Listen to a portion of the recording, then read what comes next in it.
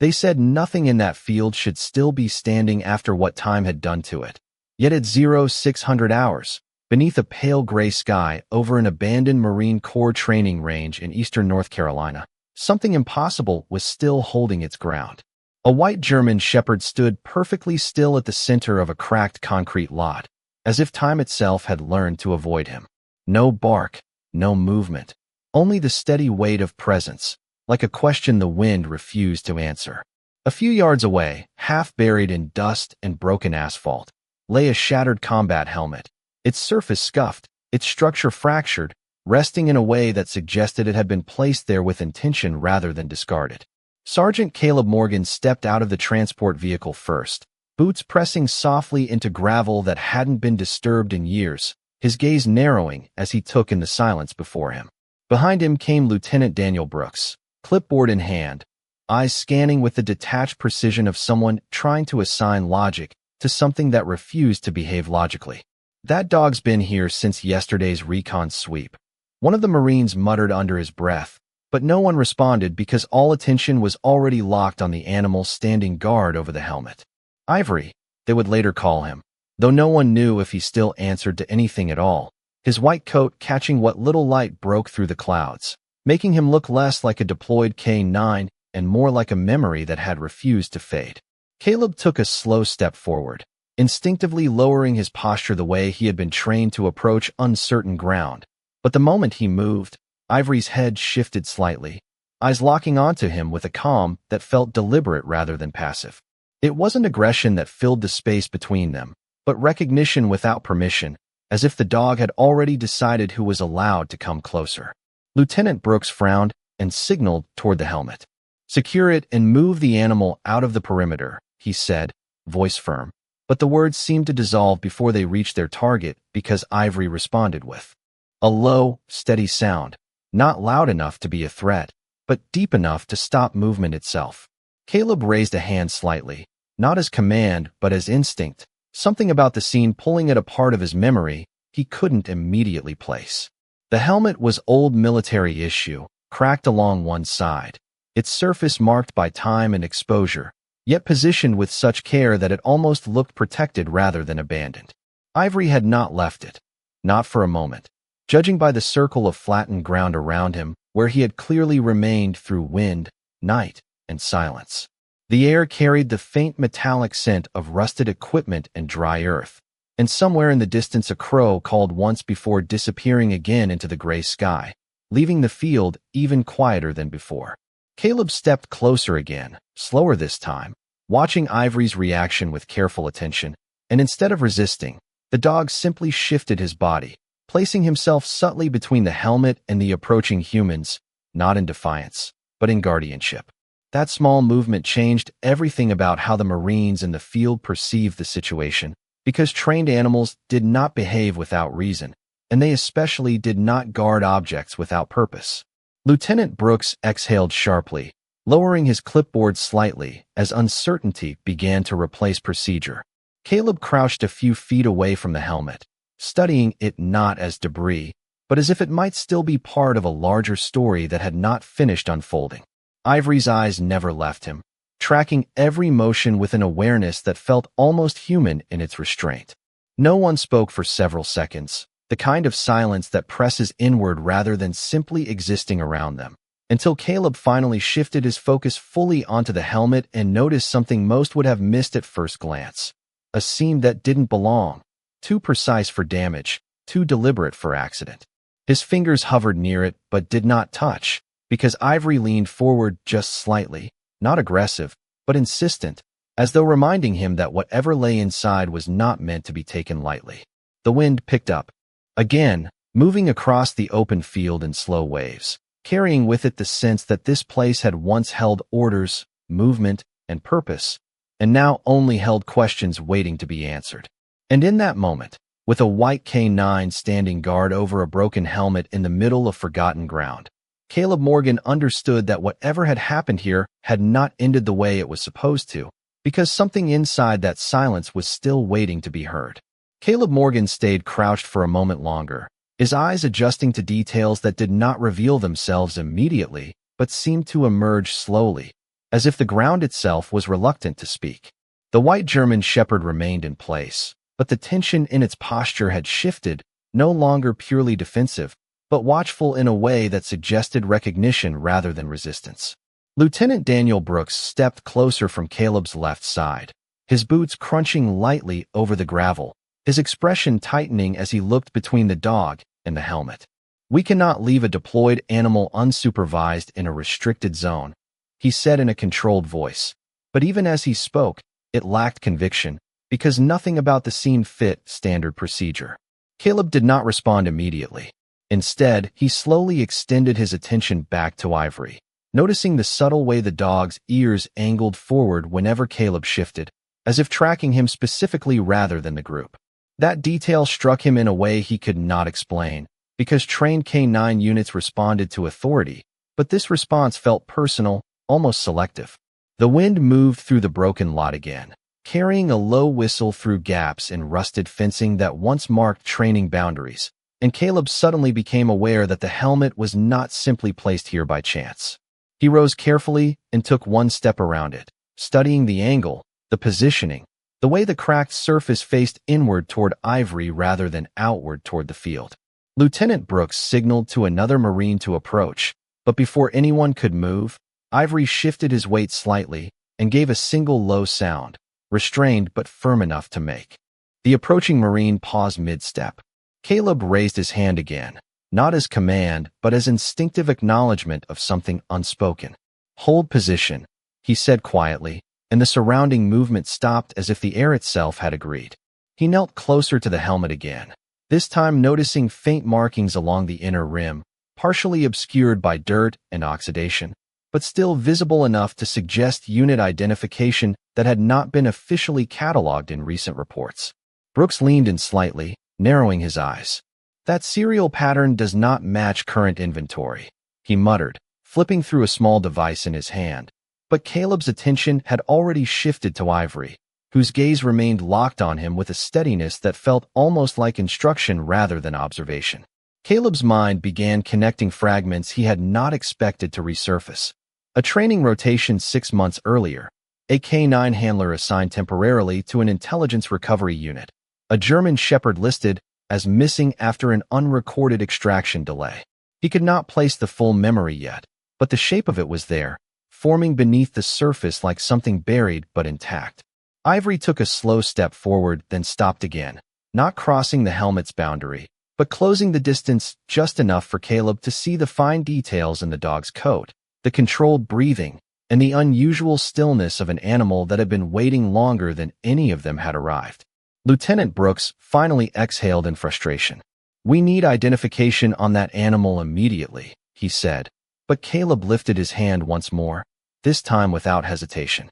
"No," Caleb replied calmly, his voice steady but firm, surprising even himself with the certainty behind it. The word hung in the air longer than expected, not as defiance, but as recognition of something not yet understood. Ivory's ears shifted slightly at the sound, and for the first time since the Marines arrived, the dog took a single step backward toward the helmet, then paused again, as if ensuring they understood where the boundary of meaning truly lay. Caleb moved closer until he was within arm's reach of the object, but instead of touching it, he studied the seam more carefully and noticed what appeared to be a faint indentation along the side, too deliberate to be damage and too precise to be accidental concealment. Something inside that helmet had been protected, not lost. He glanced briefly toward Ivory again, and in that moment, the dog lowered its head just slightly, not in submission, but in acknowledgement, as if confirming that Caleb was finally looking in the right direction. The field around them remained silent, broken only by distant wind passing through abandoned structures, and Lieutenant Brooks, though still skeptical, did not intervene again. Caleb understood then that the situation was no longer about a recovered object or an unsupervised K9, but about something that had been waiting for someone specific to arrive. He reached slowly toward the helmet but stopped just short of contact, sensing Ivory's presence tighten again, not aggressively, but with protective certainty, as if the moment of truth had not yet fully arrived, and whatever was inside still required recognition before release. Caleb Morgan finally let his hand hover closer to the broken helmet, But the moment his fingers approached the edge of the cracked surface, Ivory shifted again, not stepping forward this time, but lowering his head slightly, as if placing an invisible weight between the object and the world around it. The gesture was subtle, almost imperceptible, yet it carried a firmness that stopped Caleb's movement without force. Lieutenant Daniel Brooks noticed it too and narrowed his eyes. "That animal is interfering with a secured field object," he said, his tone tightening. But Caleb raised his hand once more, not looking away from the helmet. "Stand down for a moment," Caleb replied quietly, his voice steady but carrying a certainty that made the surrounding Marines pause. The field felt smaller now, as if the silence had compressed itself around the helmet and the white German shepherd standing guard over it. Caleb slowly shifted his position to the opposite side of the object, crouching lower until his eye level aligned with the damaged structure. Only then did he notice something he had missed before, a faint seam along the interior edge, too clean to be a result of impact, too precise to be natural damage. It suggested intention, concealment, and a level of care that did not belong to battlefield debris. Ivory's gaze followed every movement Caleb made, never breaking, never wavering, as if the dog had memorized not just the object, but the moment it was meant to be discovered.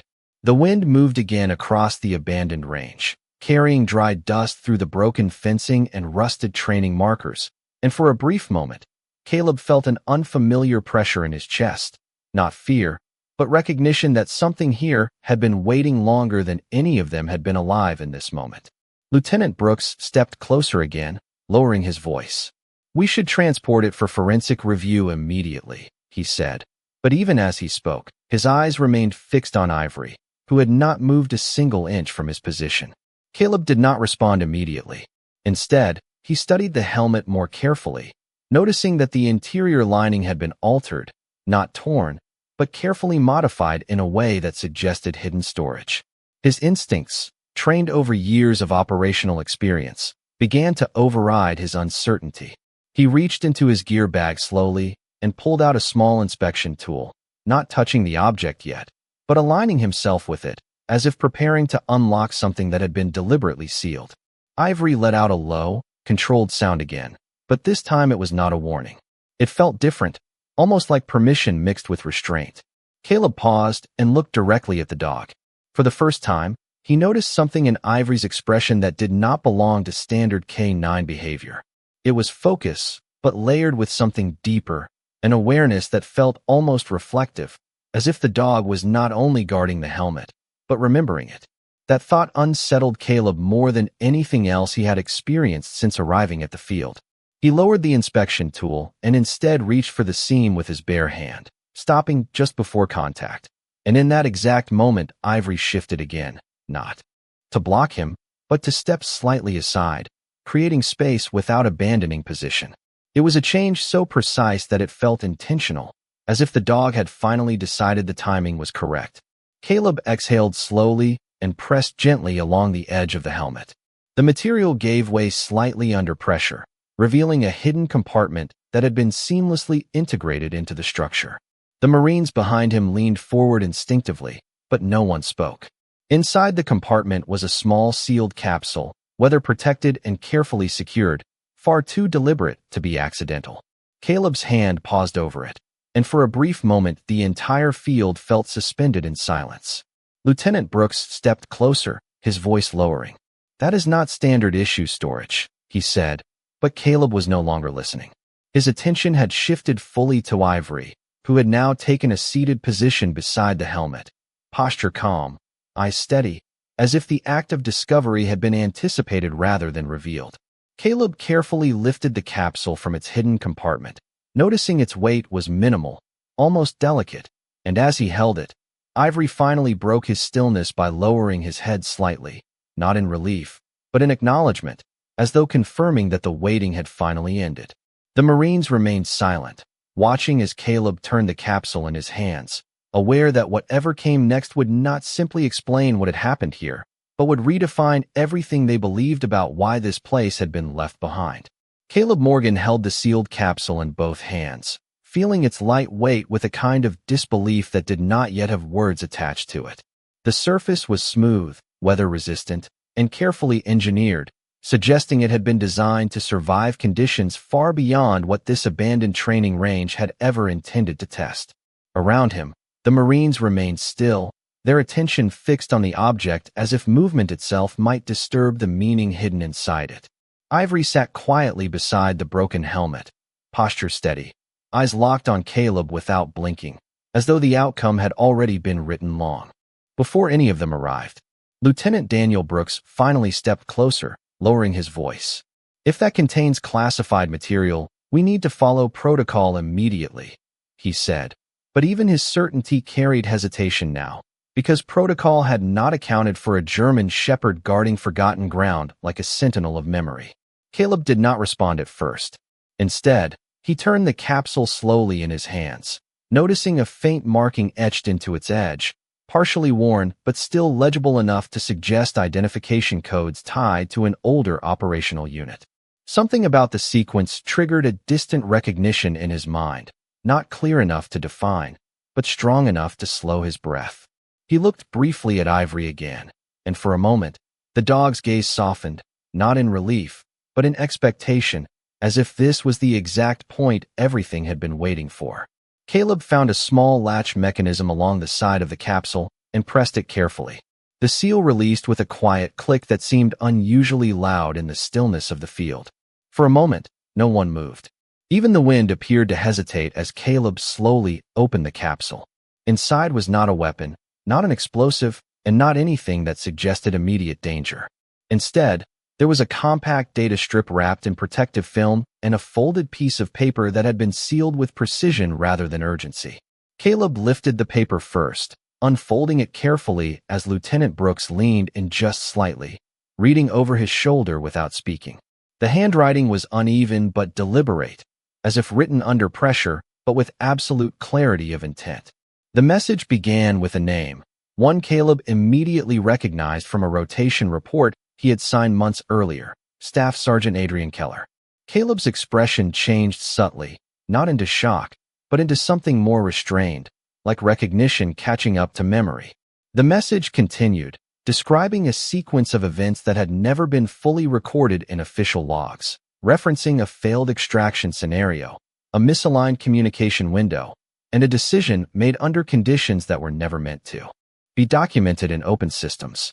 As Caleb read, the surrounding field seemed to narrow further, the distance between past and present collapsing into a single point of understanding. Ivory remained perfectly still, but his eyes followed every shift in Caleb's expression, as if confirming that the words were reaching their intended destination. Lieutenant Brooks finally spoke, his voice quieter than before. "This should have been submitted through secure channels," he said. But even as he said it, the certainty in his tone had weakened, replaced by something closer to uncertainty. Caleb continued reading. The message ended with a final line, not an instruction, not a warning, but a statement of intent, that the truth of what happened during the operation had been sealed here not to be hidden forever, but to ensure it would only be found by someone who still understood what had been left behind. Caleb lowered the paper slowly, the weight of it feeling greater than its physical form. He then looked at the data strip, realizing it likely contained recorded evidence that had never been submitted through command channels. Ivory shifted slightly, standing up again, not moving away, but aligning himself beside the helmet as though the purpose of his watch had finally reached completion. The Marines around them remained silent, each processing the implications in their own way, but none of them spoke because the presence of the message had already changed the atmosphere completely. Caleb exhaled slowly and looked across the abandoned field, suddenly aware that this place had not been forgotten at all, but deliberately preserved for this exact moment. The broken helmet, the patient guardian, and the sealed capsule had formed a chain of intention that stretched across time, waiting for someone to complete the final step of understanding. And as Caleb stood there holding the truth that had been hidden inside metal and silence, Ivory remained beside him, no longer guarding an object, but confirming that what had been found was never meant to stay buried. Caleb Morgan stood still with the folded message in his hand, the weight of it settling into his awareness in a way that felt heavier than its physical form could explain. The Marines around him remained silent, waiting not for orders, but for meaning to emerge from what they had just witnessed. Ivory had shifted slightly closer again, now positioned beside the broken helmet and the open capsule, as if completing a formation that had been held in place for far longer than any of them had been present. Lieutenant Daniel Brooks broke the silence first, his voice lower now, less certain than before. "If this is what it appears to be, this is not just field debris," he said carefully, glancing at Caleb as if searching for confirmation that did not require interpretation. Caleb did not respond immediately. Instead, he looked down at the data strip still inside the capsule, realizing it carried encrypted military formatting used only in restricted communication channels. That detail alone was enough to shift the atmosphere again, turning curiosity into responsibility. Ivory's eyes followed Caleb's movement toward the strip, and for a moment the dog gave a subtle shift in posture, not defensive, but attentive, as if acknowledging that the final part of the sequence had not yet been completed. Caleb carefully lifted the data strip and held it between two fingers, turning it slightly toward the light breaking through the overcast sky. The surface reflected faint code markers, and even without a reader, he could tell it contained structured operational logs. Brooks stepped closer. "We need to transport that immediately to command analysis," he said, but Caleb hesitated again, not out of defiance, but because something about the presence of Ivory made him reconsider the speed of protocol. The dog had not left the helmet since they arrived, and now remained positioned between the object and the open field, as if guarding not the physical item, but the truth it represented. Caleb finally spoke, his voice steady but quiet. "This was not left here by accident," he said, and the words hung in the air with a weight that none of them challenged. The Marines exchanged brief glances, unsure whether agreement or uncertainty was the correct response, because everything about the situation suggested intention rather than loss. Caleb then slowly unfolded the second part of the message, revealing additional notes written beneath the initial page, and as he read, his expression shifted again, not sharply, but gradually, as understanding began to take shape. The additional writing referenced a secondary extraction route that had been deliberately disabled, not by enemy interference, but through internal operational misalignment that had never been publicly addressed. It mentioned a K-9 handler unit and a German Shepherd designated for signal detection support, a detail that caused Caleb's attention to immediately return to Ivory. For the first time since the discovery, Ivory lowered his head slightly, not in submission, but in recognition, as if the name within the document had reached something personal. Lieutenant Brooks noticed the shift and narrowed his eyes. "Are you suggesting this animal is connected to that unit?" he asked, but Caleb did not answer right away. Instead, he studied Ivory more carefully than before, noticing subtle markers that had gone unnoticed in earlier assessment.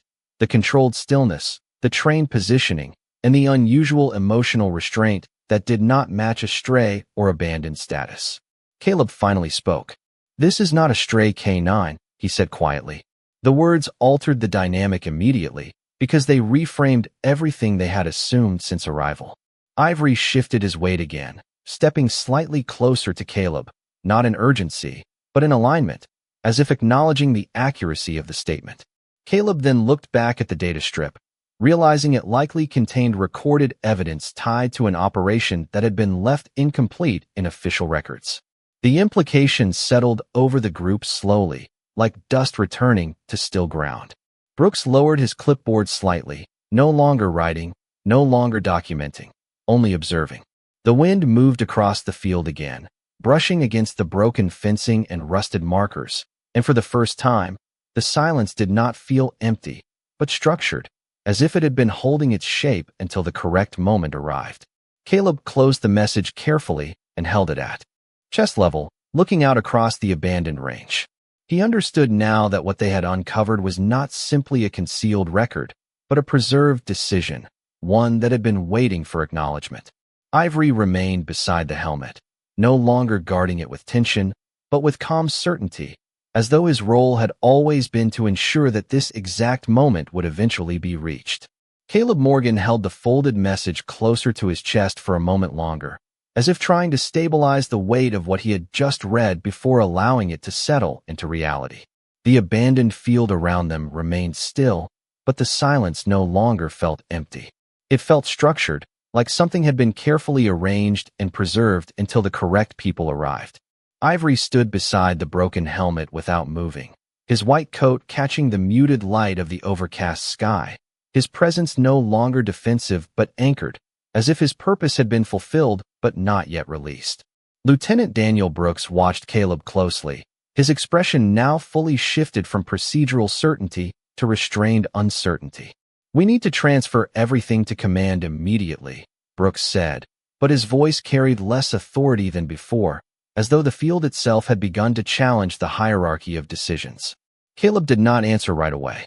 Instead, he carefully unfolded the second layer of documentation attached to the message, revealing a compressed set of operational notes and a partial access sequence embedded within the paper. The formatting confirmed what he had suspected earlier. This was not casual writing, but structured field communication intended for restricted retrieval. Caleb's eyes moved slowly across the lines, absorbing references to a unit designation that had been quietly removed from active rotation logs. One name repeated more than once: Staff Sergeant Adrian Keller. The moment Caleb read it aloud, the atmosphere changed subtly. Ivory's ears shifted forward with immediate attention, his posture tightening in a way that suggested recognition rather than reaction. Caleb noticed it instantly, and for the first time, he felt certain the connection was not coincidence. Lieutenant Brooks stepped closer, lowering his voice. "That name appears in archived K-9 assignment records," he said, as if confirming what he already feared. Caleb turned slightly toward him. "Missing operational handler unit," he replied quietly, the words forming not as speculation, but as recognition of a pattern he had seen before in incomplete field recoveries. Ivory moved one step closer to Caleb at the mention of the name, stopping just short of contact with the helmet, as if balancing between memory and duty. Caleb then carefully inserted the data strip into a portable reader from his field kit, the device activating with a soft electronic tone that contrasted sharply with the natural silence of the range. For a brief moment, no one spoke. Even Brooks stepped back slightly, watching the screen as encrypted lines began to resolve into structured logs. The first entries were routine operational markers, but as Caleb continued, the tone of the record shifted. The logs referenced a coordinated mission involving reconnaissance support, signal detection, and K-9 deployment in a sector that had been marked later as inconclusive due to communication loss. Caleb's expression tightened slightly as he read further, realizing that the sequence of events described a gap in official reporting that had never been fully reconciled. Ivory remained still, but his attention never left the device in Caleb's hands, as if following the information in a way that went beyond comprehension and into recognition. Lieutenant Brooks finally broke the silence. "If this data is authentic, it was never submitted through command review channels," he said carefully, as though speaking louder might destabilize the moment. Caleb nodded once, but did not respond verbally, because the final lines of the log had begun to load. The text referenced a decision point during the mission where extraction confirmation was delayed due to conflicting signal input, followed by a directive that had been recorded but never officially acknowledged. The last entry contained a short note attributed to Staff Sergeant Keller, stating that the K-9 unit had not disengaged from the field despite protocol withdrawal, remaining at the last known location of a missing signal source. Caleb stopped reading for a moment, his eyes lifting from the device toward Ivory. The realization formed slowly, not as shock, but as alignment of fragmented understanding. Ivory was not simply guarding the helmet or the capsule. He had remained at a location tied to a mission conclusion that had never been formally completed. Lieutenant Brooks seemed to reach the same conclusion seconds later, though he did not speak immediately. The wind moved across the field again, but this time it felt less like emptiness and more like passage, as if the environment itself had been holding onto the memory of events that had not been resolved. Caleb lowered the device slightly and looked at Ivory directly. For the first time, the dog's posture softened, not in weakness, but in acknowledgement. There was no movement toward command, no signal of distress, only stillness that carried meaning. Caleb slowly exhaled, understanding that what they had uncovered was not merely a hidden record, but a continuation of duty that had outlived its original chain of command. Ivory remained beside the broken helmet, no longer guarding secrecy, but confirming presence, as if ensuring that nothing about what had happened here would be forgotten again. Caleb Morgan remained focused on the data reader as the final segment of the encrypted log stabilized on the screen, the glow reflecting faintly across his face, as if the information itself was trying to imprint on him rather than simply be read. The abandoned field around him felt quieter now, not because sound had changed, but because understanding had begun to settle into the space between the people standing there. Ivory was still positioned beside the broken helmet, his posture unchanged, but his attention had shifted subtly toward Caleb, as if tracking not movement anymore, but comprehension. Lieutenant Daniel Brooks stood slightly behind Caleb's right shoulder, no longer issuing directives, only observing the unfolding sequence with a restraint that suggested he was no longer certain where authority ended and interpretation began. The final lines of the operational log remained on the screen, and Caleb read them slowly, each word reinforcing a pattern that had been building since the capsule was first opened. The report described a field scenario where communication integrity failed during a critical extraction window, resulting in conflicting directives that never reached full confirmation. Within that gap, a K-9 unit had maintained position beyond withdrawal protocol, remaining at a designated coordinate marked only by a temporary identifier that no longer existed in current mapping systems. Caleb paused at that detail, then looked up toward Ivory again. The connection was no longer theoretical. It was structural, embedded in recorded behavior that had persisted beyond administrative closure. Brooks finally spoke, his voice lower than before. That would mean this animal was never formally recovered from that operation, he said, not as accusation, but as realization forming in real time. Caleb nodded slightly, his eyes returning to the screen. Or it was never documented as recovered. He corrected quietly, the distinction between the two statements carrying more weight than either of them fully wanted to acknowledge. A light wind passed through the field again, brushing across the cracked ground and rusted fencing, and Ivory responded by shifting his stance for the first time in several minutes. He did not step away from the helmet, but instead adjusted his position so that he stood between Caleb and the object, not as resistance, but as alignment, as if confirming that proximity was now part of acknowledgement rather than investigation. Caleb slowly lowered the reader, the screen dimming as the data stabilized into a final state. The silence that followed was not empty, but intentional, as though the field itself had completed its role in revealing what had been hidden. Brooks looked toward the helmet, then toward the capsule still open on the ground. "So what are we actually looking at here?" he asked quietly. "A lost K-9 record or something else?" Caleb did not answer immediately, because the answer had already begun forming in a way that no longer required speculation. Instead, he turned slightly toward Ivory and studied him again, noticing the controlled stillness, the precise awareness, and the absence of randomness in every movement. This was not confusion or abandonment behavior. It was continuity, a continuation of presence tied to a point in time that had not been officially closed. Caleb finally spoke, his voice steady but reflective. "We are looking at a mission that never finished," he said quietly, and the words seemed to settle into the ground itself. Ivory remained still, but his head lowered slightly, not in submission, but in confirmation, as if acknowledging that the statement matched a truth he had carried longer than any of them could measure. The Marines around them did not move. Even Lieutenant Brooks remained silent now, processing the implications without interruption. Caleb looked back toward the broken helmet once more, understanding that it was no longer just an object, but a marker of unresolved history. The capsule, the log, the K-9, all of it formed a single thread that stretched beyond paperwork and into lived experience that had never been fully accounted for. Ivory finally stepped a half-pace closer to Caleb, not breaking formation with the helmet, but expanding the space of presence to include him, as if recognizing that the burden of what had been uncovered now required shared understanding.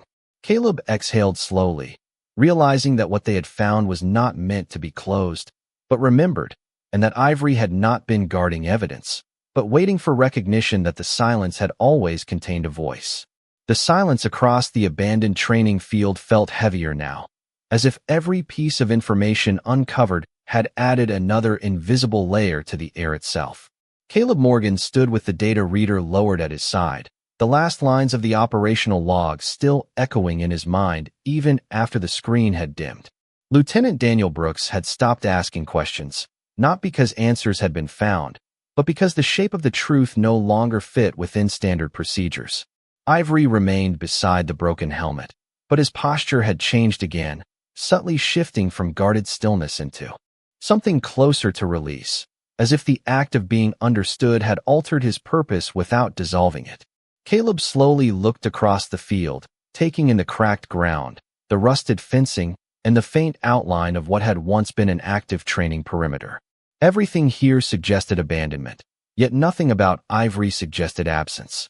The German Shepherd's white coat stood out against the muted tones of dust and decay, a living contrast to everything that had been left behind. Brooks finally broke the silence with a low voice. "If what we read is accurate, then this location was never marked for closure," he said, more as reflection than question. Caleb nodded slightly, his attention still divided between the helmet and the dog. "It was marked as unresolved," he replied quietly, "which is different from abandoned."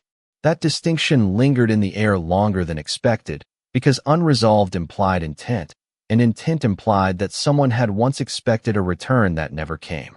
Ivory took a slow step forward, not toward the Marines, but toward the exact center point between the helmet and Caleb, as if aligning himself with the space where memory and duty overlapped. Caleb noticed it immediately. The movement was not random. It followed structure, a pattern of positioning that suggested training tied to observation rather than simple companionship.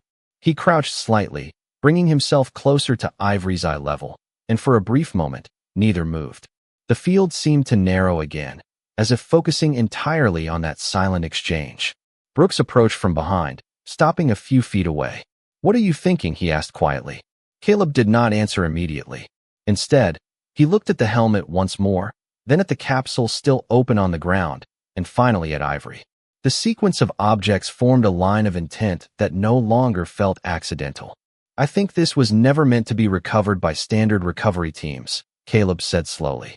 "It was meant to be found by someone who still understood what was not recorded." Ivory's ears shifted slightly at those words, and for the first time since their arrival, he moved closer to Caleb. Without hesitation, closing the distance until he stood within arm's reach. There was no tension in the movement, only certainty. Caleb did not touch him, but he could feel the presence of intent in the way Ivory positioned himself, as if confirming alignment rather than seeking approval. The wind passed through the field again, but softer now, less like interruption and more like passage. Brooks glanced toward the horizon, then back at the objects on the ground. "Then what do we do with it?" he asked. But even as he spoke, it was clear the question was no longer about procedure. Caleb exhaled slowly, understanding that whatever answer came next would not be found in protocol manuals or command authorization. It would come from context that had already been waiting here longer than any of them had been assigned to discover it. He looked at Ivory again, and in that moment, the dog lowered his head slightly, not in submission, but in completion, as if acknowledging that the final stage of recognition had already been reached.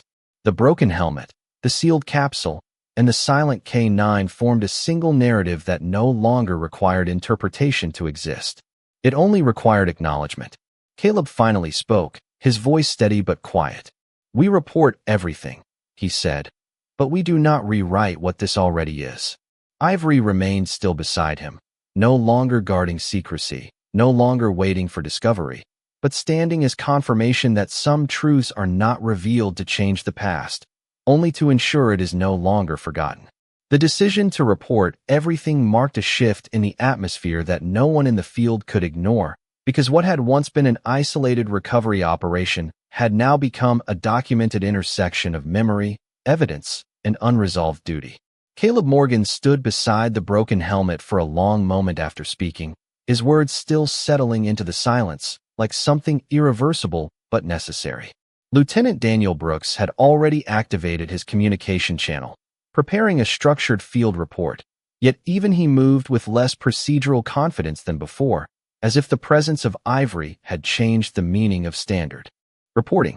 The white German Shepherd remained close to Caleb, no longer positioned as a barrier between object and observer, but as a silent witness to what had already been acknowledged.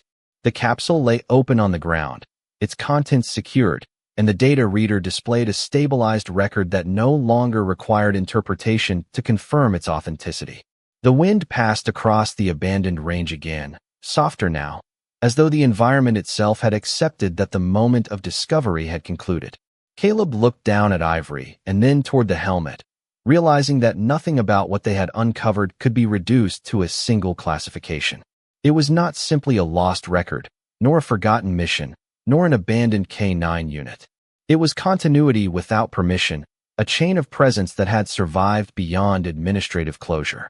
Brooks finished transmitting the preliminary report and lowered the device, exhaling slowly. "Command will want full retrieval protocol enacted," he said quietly. But even as he spoke, there was hesitation in his tone, because retrieval suggested removal, and nothing about Ivory felt like something that should be removed.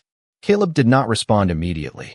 Instead, he stepped slightly closer to Ivory and placed a hand near the dog's shoulder without touching, respecting the stillness that had defined every interaction since their arrival. Ivory did not move away.